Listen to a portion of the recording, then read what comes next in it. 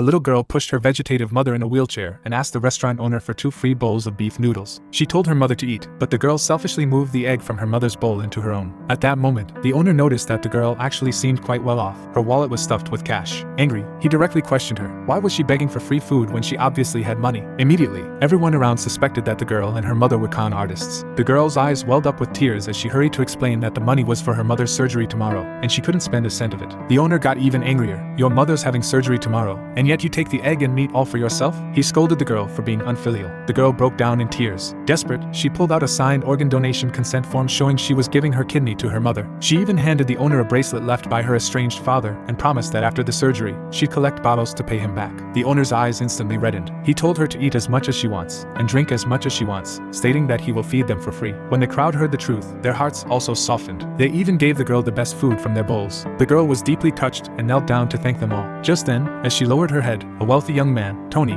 noticed a mark on her back, a dragon's kiss birthmark exclusive to powerful families. He instantly realized that this mark belonged to the most powerful family in the capital. Meanwhile, the master of the most powerful family was troubled. Despite their immense wealth, his son refused to marry. What he didn't know was that years ago, his son, the CEO, had been abandoned by his girlfriend after suffering kidney issues. The girlfriend had used that excuse to leave him, though in truth, she had secretly donated her kidney to save him. Just then, a phone call interrupted his thoughts. His assistant said they'd found the CEO's biological daughter. On the other side, the little girl rushed her vegetative mother to the hospital. Seeing her mother lying unconscious, she was filled with worry. She thought back, if only her mother hadn't been so kind-hearted a year ago, risking her life to save a man from a car accident, she wouldn't have ended up in this condition. What the girl didn't know was that the man her mother had saved was actually her father, and at the time, the CEO never saw the woman's face clearly. The matter was left unresolved. Now, her mother's remaining kidney was failing too. Everyone in the hospital learned of the girl's story, and since she had helped them in one way or other, they all gave their saved-up money to her, but the girl firmly refused Uncle Zhao's money. He insisted, saying he didn't have much time left, and giving it to her mother would be more meaningful. He forced his last $300 bank card into her hands. Then the doctor contributed $1,000. The girl didn't want to take it, but she revealed that it was from the security guard of the hospital. The girl finally realized that the stern guard was actually a kind man,